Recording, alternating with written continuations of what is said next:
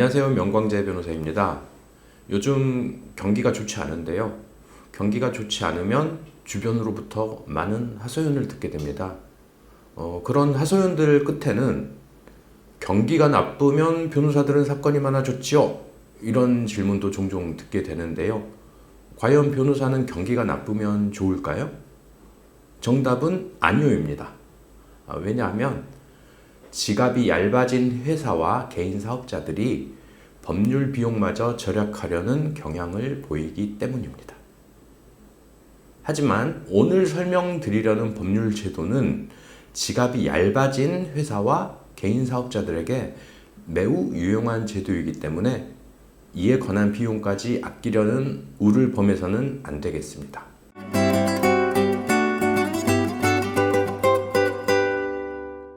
오늘 제가 여러분께 설명드리려는 법률 제도는 바로 채무자 파산회생 제도입니다.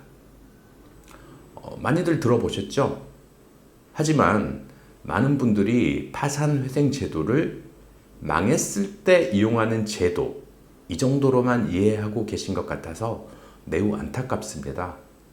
물론 파산 절차는 망했을 때 진행하는 절차이긴 합니다만 나름 유용한 면이 있는데 이에 대해서는 나중에 설명드리고 우선은 파산회생 제도에 관한 기본적인 설명을 드리고 회생제도, 파산제도 이 순서대로 설명을 드리겠습니다.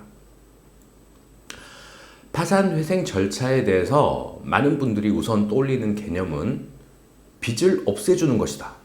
채무가 사라진다. 이런 개념일 거라고 생각을 합니다. 틀린 말은 아닙니다. 그런데 여러분이 채권자의 입장이라면 이 제도가 다소 불합리하다고 느끼지 않을까요?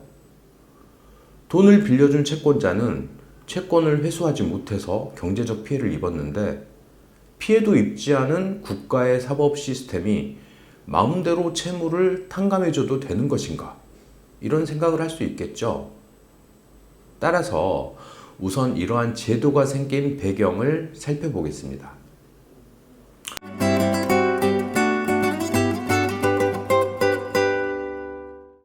우리는 고도화된 자본주의 시대를 살고 있습니다. 즉, 돈이 돈을 버는 시대를 살고 있는 것이죠. 자본가는 돈을 빌려주고 이자만 챙겨도 넉넉한 생활을 할 수 있습니다.